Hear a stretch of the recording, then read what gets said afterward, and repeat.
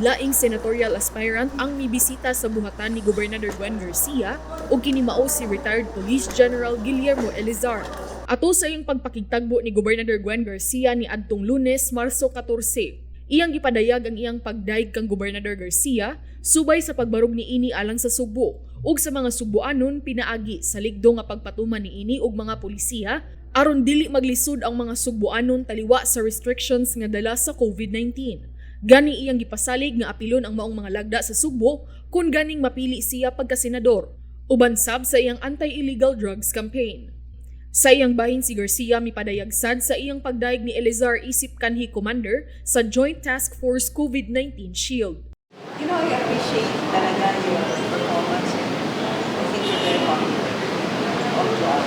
And I think you're a very, very good chance because you are public image in. Si Elizar mipalandong sa Partido Reforma kauban sila Presidential Aspirant Panfilo Lacson ug Vice Presidential Aspirant Tito Soto. Sa wala pamilingkod si Elizar isip hepe sa kapulisan sa nasod, nagsilbi sab siya nga hepe sa Criminal Investigation and Detection Group kun CIDG. Gawas sa pagbisita ni Gobernador Garcia, tumong usab sa iyang pagbisita sa Subo ang pagpahigayon og motorcade ug aron sab makig-istorya sa pipila ka mga mayor sa lalawigan. Paula Mendoza, Balita sa Subo.